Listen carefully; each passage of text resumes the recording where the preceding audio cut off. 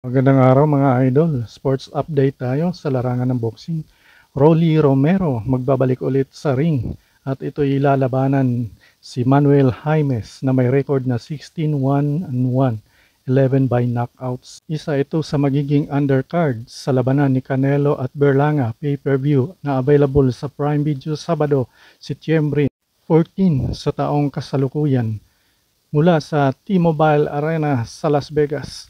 Ang laban na ito ay tungkol sa paggawa ng pahayag at pagbabalik sa winning column ani ni Romero.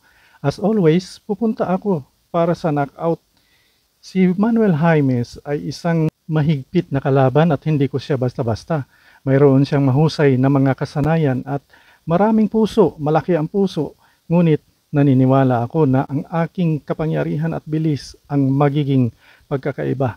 Pinag-aaralan ko ang kanyang estilo at nagsama kami ng isang game plan na tiwala akong mananalo ako sa laban na ito.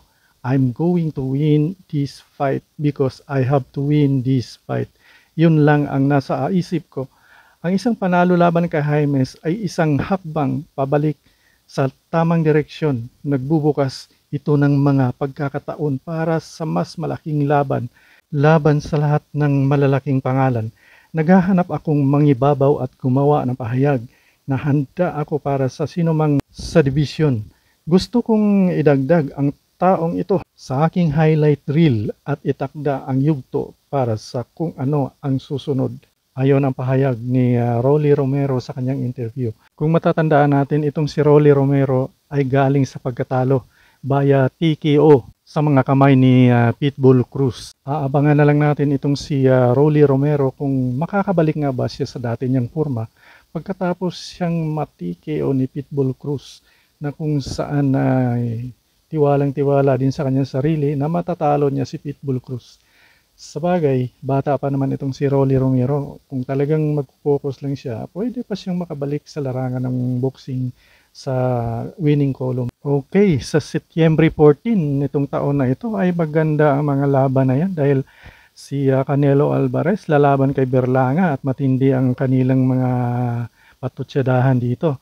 At sa undercard, maganda rin ang mga undercard nito dahil magiging co-main event yata itong si Danny Garcia at ito'y hahamunin niya ang champion na si Lara. Itong si Danny Garcia galing ito sa panalo.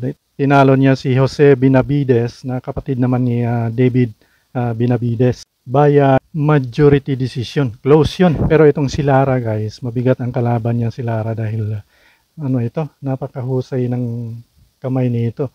At galing ito sa panalo via second round knockout laban kay Michael Serafa. At itong si Lara ang nagbigay ng magandang laban kay Canelo Alvarez guys, kung matatandaan nyo. Na kung saan marami ang nagsasabi na panalo siya doon by points. Dahil maraming tama si Alvarez doon guys. Pero nakalusot pa rin si Alvarez via split decision. So nanalo si Alvarez laban sa kanya by split decision. So magandang laban din talaga ito. Si Danny Garcia ay may power ito. Napakalakas din ni Danny Garcia. Kumbaga maraming tinalo na ito na magagaling. Magandang laban ito guys.